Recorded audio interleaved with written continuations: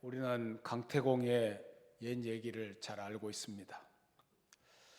그는 중국 주나라 초기 때 사람이었습니다. 날마다 위수라는 강에 나가서 낚시질을 하는데 그것도 낚싯밥도 없이 그냥 낚싯줄만 담그고 앉아 있었습니다. 그러니 그의 아내는 얼마나 기가 막힙니까? 그래서 이 아내의 바가지가 오죽했겠습니까? 마침내 아내는 그를 버리고 떠나고 말았습니다. 그러나 마침내 때는 와서 문왕에게 왕을 만나 그는 재상이 되었습니다. 강태공이 한 번은 가마를 타고 가는데 어떤 여자가 길을 막고 울고 있습니다. 보니까 옛날에 자기 아내였던 여자였습니다. 왜 우느냐고 물으니까 다시 한번 함께 살게 해달라고 간청을 합니다. 그러자 강태공은 물을 한 그릇 떠오라고 했습니다. 그리고 그것을 땅에 쏟으라고 합니다. 그리고 그 물을 다시 주워 담으라고 합니다. 그러자 그의 옛 아내가 아니 쏟은 물을 어떻게 다시 담을 수 있느냐라고 반문하니까 이때 강태공이 말하기를 이미 쏟은 물을 담을 수 없는 것처럼 이미 떠난 관계는 다시 회복될 수 없다라고 말했다고 합니다. 우리는 여기서 때를 기다릴 줄 아는 강태공과 때를 기다릴 줄 모르고 현실만 보면서 살았던 그 아내를 비교해 볼 수 있습니다. 불신자도 이런 지혜가 있는데 하물며 하나님을 믿는 우리들은 하나님의 섭리를 잘 참고 견디어내야 할 줄로 압니다. 그래야 하나님의 때를 기다리는 자는 결국은 낙심하지 않고 열심히 선을 행하고 믿음으로 살아가는 가운데 하나님의 좋은 때를 만나게 될 줄로 믿습니다. 시인 롱펠로우는 오직 꾸준히 참는 자에게만 반드시 성공하며 보수가 주어진다라고 말했습니다. 잠겨진 문을 한 번 두드려서 열리지 않는다고 포기하지 마시고 끝까지 큰 소리로 문을 두드려 보면은 반드시 누군가에 의해서 누군가에 의해서 문이 열려지는 날이 올 줄로 믿습니다. 시간이 경과하면서 좋은 열매가 맺혀질 날을 생각하면서 그 날을 바라보면서 믿음으로 살아가야 할 줄로 믿습니다. 때가 이름에 거두리라는 제목으로 은혜를 나누고자 합니다. 오늘 갈라디아서 6장 7절 말씀을 다시 한번 읽겠습니다. 갈라디아서 6장 7절입니다. 시작. 스스로 속이지 말라. 하나님은 업신여김을 받지 아니하시나이. 사람이 무엇으로 심든지 그대로 거두리라. 사람이 무엇으로 심든지 그대로 거둔다는 것, 이것은 중요한 추수의 원리입니다. 이 원리를 제정하신 분은 하나님이십니다. 아무도 이 원리를 거스를 수가 없습니다. 그러므로 심지도 않고 거두려고 하는 것은 잘못된 생각입니다. 가시나무에서 포도를 따려고 하는 것이나 남들보다 적게 심어놓고 남들보다 많이 거두려고 하는 것 역시 스스로를 속이는 일입니다. 한 걸음 더 나아가서 그것은 하나님을 업신여기는 것이라고 말했습니다. 업신여긴다는 말은 비웃는다, 조롱한다라는 뜻입니다. 심은 대로 거두게 하시는 하나님이 세우신 원리인데 그것을 비웃는 행위가 된다는 것입니다. 오늘 내가 당하는 현실을 놓고서 내가 심은 것이 아니라고 해서는 안 됩니다. 과거의 행동이 이제 와서 열매를 맺은 것이 아니라고 잡아뗍니다. 그래야 지금 내가 받은 대우가 불공평하다는 것입니다. 잘못되었다는 것입니다. 심히 억울해합니다. 이것이 바로 하나님을 업신여기는 것입니다. 또한 오늘 내가 악한 씨를 심으면서 앞으로 이 씨가 악하게 나고 열매를 거둘 것이라는 사실을 부정합니다. 아무리 내가 나쁜 일에도 이것이 내게는 다시 돌아오는 일이 결코 없을 것이라고 부정합니다. 여러분 아셔야 합니다. 반드시 우리가 심은 대로 거두게 된다는 것을 기억해야 할 줄로 믿습니다. 과거에 심은 것을 오늘 거두게 하시고 오늘 심은 것은 내일 거두게 하십니다. 내일 심은 것, 이 금세 심은 것은 내세에서 거두게 하십니다. 하나님께서 분명히 말씀하십니다. 출애굽기 20장 5절 6절 말씀을 같이 읽습니다. 시작. 그것들에게 절하지 말며 그것들을 섬기지 말라. 나 내 하나님 여호와는 질투하는 하나님인즉 나를 미워하는 자의 죄를 갚되 아버지로부터 아들에게로 3, 4대까지 이르게 하거니와 나를 사랑하고 내 계명을 지키는 자에게는 1000대까지 은혜를 베푸느니라. 선하게 살고 또 하나님 말씀대로 계명대로 사는 그런 사람들을 축복해 주시고 1000대까지 하나님은 은혜를 베풀어 주신다는 것을 말씀하고 있습니다. 사도 바울은 심고 거둠의 원리를 좀 더 구체적으로 설명하고 있는데요. 갈라디아서 6장 8절 말씀, 갈라디아 6장 8절 말씀을 같이 읽습니다. 위하여 심는 자는 육체로부터 썩어질 것을 거두고 성령을 위하여 심는 자는 성령으로부터 영생을 거두리라. 우리의 삶은 매일매일 심는 삶인데 심는 것은 두 가지 종류밖에 없다는 것입니다. 썩어질 육체를 위하여 심는 것과 육체의 정욕을 이기고 성령의 인도하심을 따라 성령을 위하여 심는 것, 이 두 가지가 있다는 것입니다. 썩어질 육체를 위하여 심는 것이 아니라 성령을 따라 심는 우리 모두가 되어야 할 줄로 믿습니다. 악을 심으면 반드시 그 악을 거두게 된다는 사실을 기억해야 합니다. 여러분, 야곱을 한번 생각해 보세요. 야곱이 형 에서를 속였습니다. 그리고 팥죽 한 그릇으로 장자의 명분을 빼앗았습니다. 뿐만 아니라 한 걸음 더 나아가서 눈이 먼 아버지 이삭을 속였습니다. 그리고 나서 이 형 대신에 장자의 축복을 받았습니다. 그것으로 끝난 것입니까? 야곱이 형과 아버지를 속였다가 자기도 속임을 당했습니다. 그러나 외삼촌 라반의 집에서 고생을 했습니다. 외삼촌 라반은 그의 품삯을 여러 번 속였습니다. 그리고 라반이 자기 딸 라헬을 야곱에게 주기로 약속했는데 그 대신에 레아를 먼저 주었던 것을 알 수 있습니다. 그는 형과 아버지를 속였다가 자기도 그대로 외삼촌에게 속임을 당한 것입니다. 그것뿐입니까? 야곱은 자기 아들들에게도 속임을 당했습니다.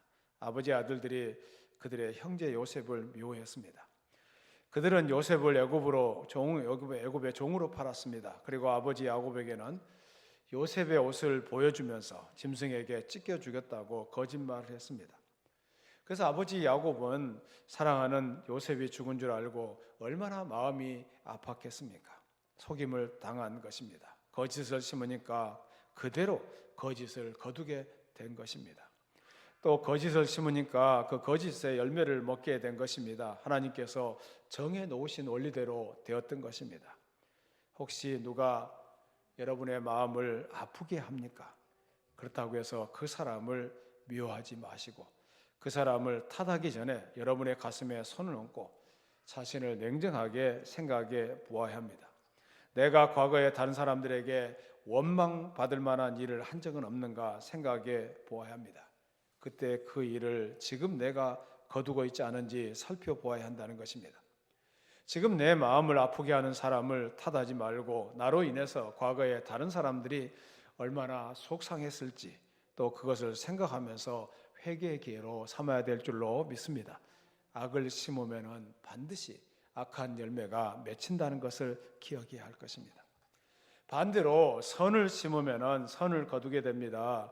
육체 정욕을 이기고서 성령 인도하심을 따라 선을 심으면 선한 열매를 거두게 되는 것입니다. 야곱의 아들 요셉이 그러했습니다. 어디를 가든지 요셉은 선으로 심었습니다. 그는 어릴 때부터 아버지의 말씀에 순종했습니다. 야곱이 요셉을 부릅니다. 요셉아, 형들이 멀리서 양을 치고 있는데 소식이 없어 궁금하구나. 한번 가보고 오너라. 요셉은 형들이 자신을 미워한다는 것을 알았습니다. 그럼에도 불구하고 그는 아버지의 말씀에 순종해서 형들을 찾아갔습니다.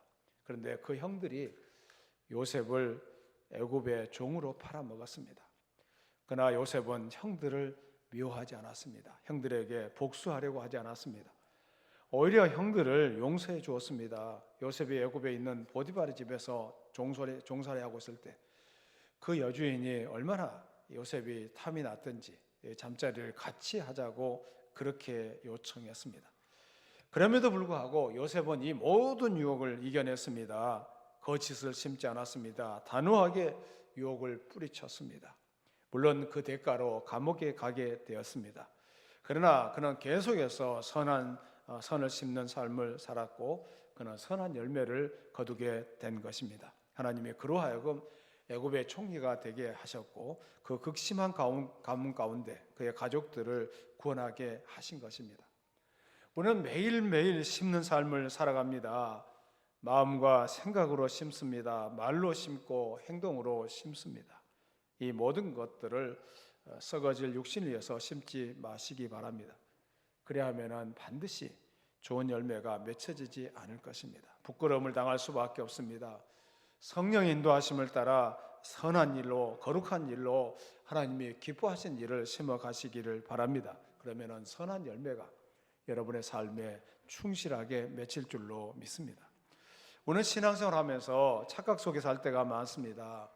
내가 거저 세상 일에 치우쳐 주일 성수를 제대로 못하면서 하나님은 내 모든 사정을 다 아시니까 나를 이해하실 거라 이렇게 생각해 버리면 안 됩니다. 나는 하나님께 헌금을 바치는 일에 아주 인색하면서 하나님은 내 모든 사정을 아시고 내가 쓸 모든 것을 공급해 주지 한다고 생각할 때가 있을 것입니다. 심지도 않고 거두려고 하는 것은 정직하지 못한 것입니다. 스스로 속이는 것입니다. 심는 대로 거둔다는 하나님의 말씀을 꼭 기억하시면서 심는 대로 좋은 열매를 거두시기를 바랍니다. 사도 바울은 심는 자에게 있어서 한 가지 요구하는 것이 있다는 것을 말씀하고 있는데 그것이 바로 인내심입니다.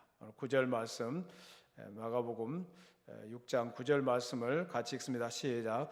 우리가 선을 행하되 낙심하지 말지니 포기하지 아니하면 때가 이름에 거두리라. 여기 두 가지 권면이 나오는데 하나는 이 선을 행하되 낙심하지 말라는 것입니다. 선을 행하되 낙심하지 마라. 그리고 또 하나는 포기하지 아니하면 때가 이름에 거두게 된다는 말씀을 하고 있습니다. 봄에 심고 가을에 거둡니다. 오늘 심어 오늘 거둘 수는 없습니다. 때로는 여름에 심고 가을에 거두기도 하고 가을에 심고 봄에 거두기도 하고 어떤 것은 심은 지 10년이 지나야 열매를 맺는 것도 있습니다. 더욱이 인생이란 30년, 40년 후에 거두는 수도 있습니다. 젊어서 뿌린 씨앗을 늙어서 거두기도 하고 어떤 것은 당대에 거두지 못하고 다음 세대에 거두는 경우도 있습니다. 아버지가 뿌린 씨를 자식이 거두고 자식이 뿌린 씨를 손자가 거두기도 합니다. 오늘 우리 세대가 열심히 일하면 우리 자손 세대에 가서 번영의 결과를 거두게 될 것입니다. 과거의 세대가 게으르고 방탕하다면 이 오늘의 세대가 불행과 파멸의 결과를 거두게 될 것입니다. 현재는 과거의 아들이고 미래의 어머니인 것입니다. 과거의 나의 행동이 현재의 나를 결정하고 현재의 나의 행동이 미래의 나를 지배한다는 것을 잊어서는 안 될 것입니다. 그러므로 과거와 현재와 미래는 별개의 것이 아니라는 것, 이것을 기억해야 할 것입니다. 오늘 주신 말씀 9절 말씀을 다시 한번 읽겠습니다. 9절입니다. 시작. 우리가 선을 행하되 낙심하지 말지니 포기하지 아니하면 때가 이름에 거두리라. 우리가 인생의 밭을 갈고 정직과 진실과 생명의 씨앗을 뿌리다가 가시적인 열매가 맺히지 않으면 포기하고 싶을 때가 참 많습니다. 포기하지 아니하 포기해버리는 그런 결과를 가져올 수 있다는 것입니다. 선을 행하는데 다른 사람이 알아주질 않습니다. 나는 선하게 살고 진실하게 살려고 하는데 사람들이 나의 선을 알아주지 않습니다. 낙심하기가 쉽습니다. 그래서 바울은 이런 격려의 말씀을 하신 것입니다. 선을 행하되 낙심하지 말라. 때가 이름에 거둘 것이다. 선을 행하되 낙심하지 말고 포기하지 아니하면 하나님이 정하신 때 아름다운 열매를 맺게 하실 것이라고 말씀하고 있습니다. 우리가 뿌린 씨앗이 당장 열매를 맺는 것이 아닙니다. 심고 기다려야 합니다. 야고보서 5장 7절 8절 야고보서 5장 7절 8절을 같이 읽습니다. 시작. 그러므로 형제들아 주께서 강림하시기까지 길이 참으라. 보라 농부가 땅에서 나는 귀한 열매를 바라고 길이 참아 이른 비와 늦은 비를 기다리나니 너희도 길이 참고 마음을 굳건하게 하라. 주의 강림이 가까우니라. 우리도 농부처럼 우리가 심어놓고 길이 참아야 합니다. 우리가 씨를 뿌리고 너무 빨리 거두려고 할 때가 많습니다. 그러지 않아야 한다는 것을 말씀합니다. 아브라함 링컨은 소년 시절에 조지 워싱턴의 정기를 읽고 대통령이 될 꿈을 가졌습니다. 그런데 그가 살아가는 과정에서 9번이나 큰 실패를 경험했습니다. 그 중에 한 번은 사업의 실패로 인해서 17년 동안이나 빚을 갚아야 하는 그런 고생도 했습니다. 선거에서 5번이나 실패했습니다. 그러나 낙심하지 않았고 그 모든 실패에서 배울 것은 배우고 다시 일어났습니다. 그는 성경을 사랑하여 매일 읽었고 기도하는 사람으로 전적으로 주님의 도우심만을 바라고 의지했습니다. 그랬더니 결과적으로 마침내 미국의 16대 대통령이 되어서 노예 해방선언의 위대한 과업을 수행했던 것입니다. 선을 행하다가 낙심하면 안 됩니다. 끝까지 기다릴 줄 알아야 합니다. 때가 되면은 거두게 될 줄로 믿습니다. 많은 사람들이 하나님의 대답을 기다리는데 실패합니다. 하나님께서 언젠가 응답을 주시기 때문에 가장 적당한 때가 언제인지를 아시고 하나님은 그 때를 기다리고 있습니다. 우리가 밝은 데 있다가 갑자기 어두운 데 들어가게 되면은 아무것도 안 보이죠. 그럴 때 할 수 있는 유일한 방법은 잠시 동안 기다리는 것입니다. 2, 3분이 지나면은 캄캄한 데서도 잘 보입니다. 그것은 환경이 달라져서가 아니라 우리의 눈의 적응력이 달라졌기 때문입니다. 그렇습니다. 우리가 잠시만 기다려 본다면은 새로운 시대가 열리게 될 줄로 믿습니다. 그러므로 이 세상에서 끈기를 대신할 수 있는 것은 아무것도 없다는 것을 기억해야 합니다. 재능도 안 됩니다. 세상에서 가장 흔한 것이 재능을 갖고도 성공하지 못한 사람들의 얘기입니다. 천재성도 안 됩니다. 교육도 안 됩니다. 이 세상에 교육받은 실패자들이 얼마나 넘쳐나고 있습니까? 시인 롱펠로우가 말합니다. 오직 꾸준히 참는 자에게만 반드시 성공이라는 보수가 주어진다라고 말했습니다. 사랑하는 여러분, 어떤 일을 만나더라도 견딜 수 있는 그런 사람이 되어야 할 줄로 믿습니다. 잘 인내하셔야 됩니다. 2023년도도 어려운 시기를 살아가고 있지만은 인내하면서 하나님의 때를 기다리면서 잘 참아내야 할 줄로 믿습니다. 인내할 수 있는 사람은 그가 바라는 것은 무엇이든지 손에 넣을 수 있다라고 프랭클린은 말했습니다. 장자크 루소의 말대로 인내는 쓰지만은 그 열매는 달다라는 말을 생각해 볼 필요가 있습니다. 문제는 나는 급한데 하나님은 급하지 않는다는 것입니다. 하나님의 역사하시면은 항상 지연되는 일들이 많습니다. 하나님은 당신에게 꿈을 주시지만 그 꿈을 당장 이루어 주지 않을 때가 많습니다. 항상 시간이 경과되어야 되고 기다리는 시간이 필요하다는 것을 알게 됩니다. 저도 살아가면서 어려운 문제가 부딪혔을 때마다 하나님 앞에 나가 기도하기 시작했습니다. 당장은 정말 답답하고 힘들고 어렵지만은 하나님 앞에 기도할 때 시간이 지나면은 그 기도의 시간도 은혜의 시간이 되고 축복의 시간이 된다는 것을 알게 됩니다. 여러분 좀 힘들어도 잘 인내하시고 하나님은 정하신 때가 있어요. 기도하는 기간도 있고 하나님이 평생 동안 고통만 받고 살려고 하면은 어떻게 살아가겠어요? 하나님은 다 때를 따라서 좋은 날도 주시고 기쁜 날도 주시고 행복한 날도 주시고 공고한 날도 주시고 그 공고한 날 우리가 해야 할 일이 무엇입니까? 하나님 앞에 기도하면서 하나님의 은혜를 구하는 그런 시간이 돼야 할 줄로 믿습니다. 하나님 우리에게 그런 꿈을 가지고 기도하는 시간을 주신다는 것을 기억해야 할 줄로 믿습니다. 하나님은 기다리게 하시는데 나는 성급해하고 조급해가지고 그 문제 해결을 못해서 낙심하고 쓰러질 때가 얼마나 많습니까? 시간이 경과되어야 할 때가 참 많습니다. 우리가 기다리지 않고 얻을 수 없는 것들이 많습니다. 우리는 교통체증에서 기다립니다. 병원에 가서도 기다립니다. 그리고 식당에 가서도 기다립니다. 우리는 최첨단 테크노피아 시대에 살고 있지만은 많은 것들을 기다려야 합니다. 공항에 가면은 비행기를 기다려야 합니다. 그리고 우리가 이런 다른 것들은 기다릴 줄 알면서 왜 하나님은 기다리지를 못하는 거냐?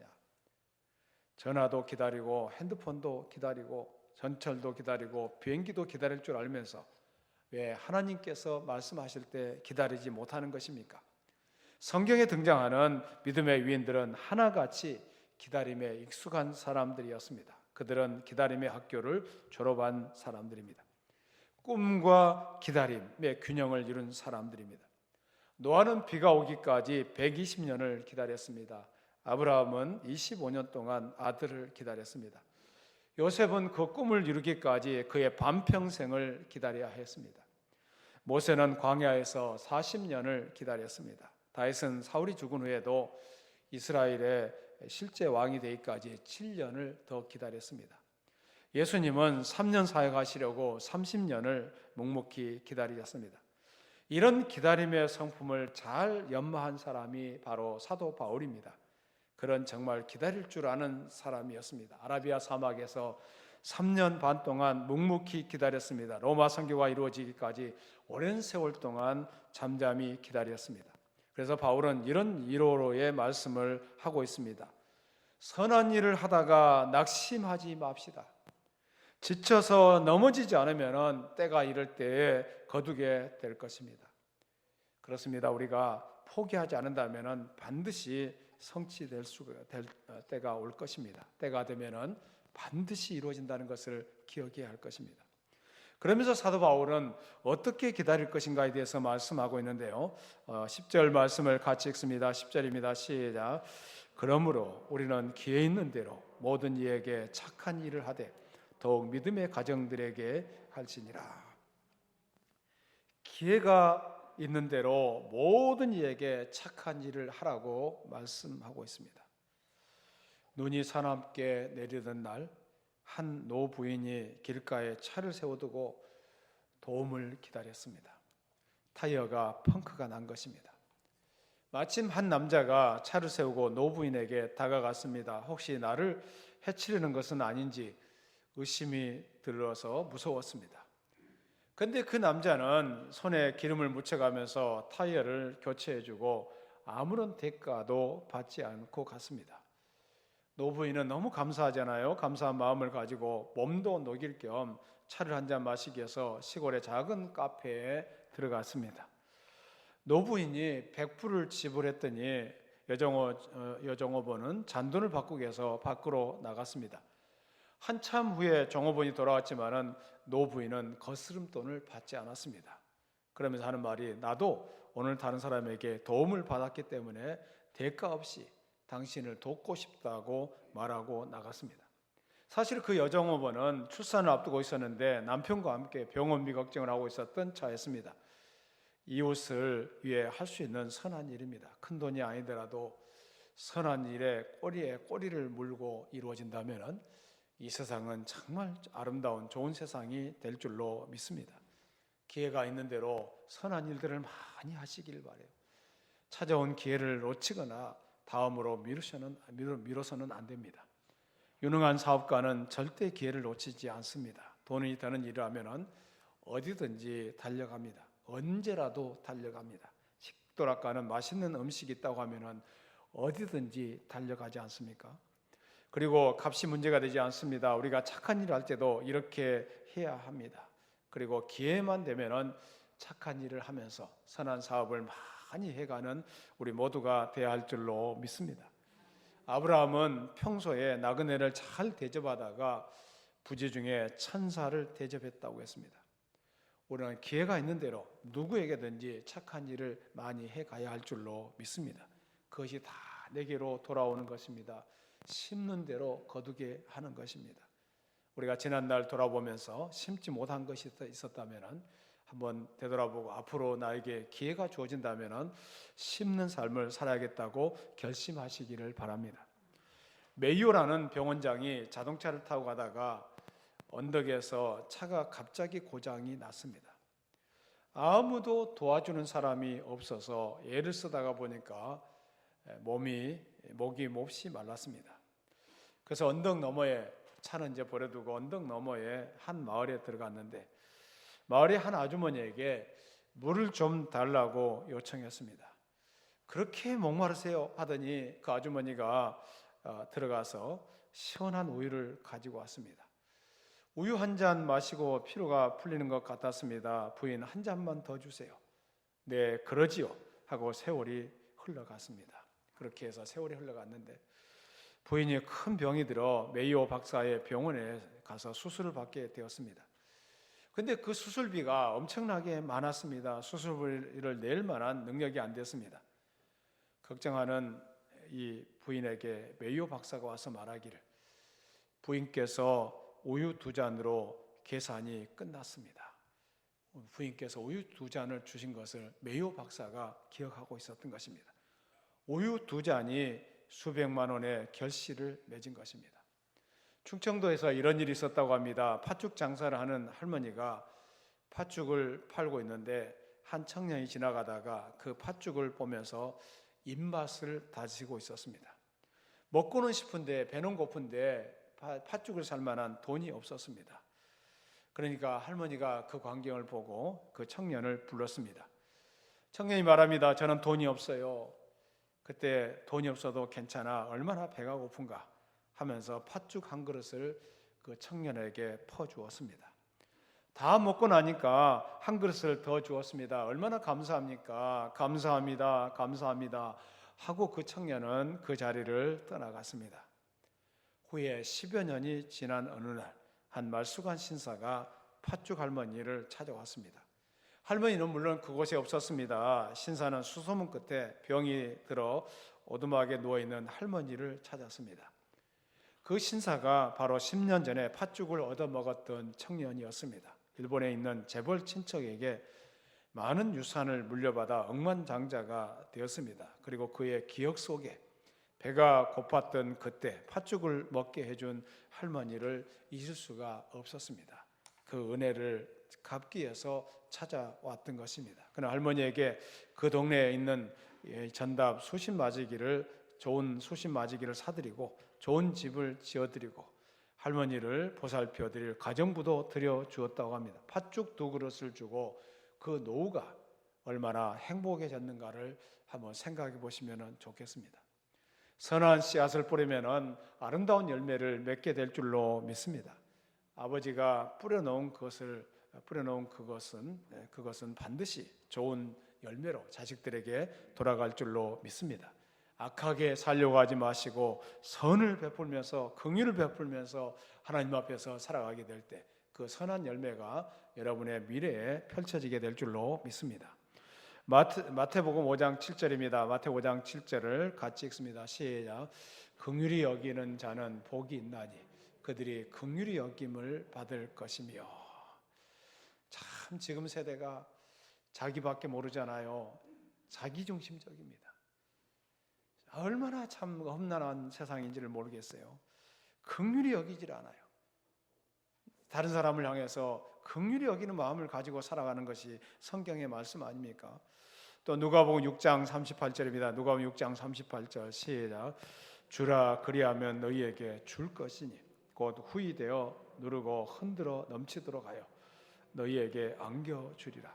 너희가 헤아리는 그 헤아림으로 너희도 헤아림을 도로 받을 것이니라. 여러분 자꾸 주는 삶을 사시고 또 베푸는 삶을 살아갈 때 그것이 선한 열매로 우리의 머리에 우리의 미래에 다가오게 될 줄로 믿습니다. 특별히 오늘 본문에 보니까 더욱 믿음의 가정들에게 그렇게 하라고 말씀하고 있습니다. 가까이에 있는 사람들에게 더욱 선을 행하라는 것입니다.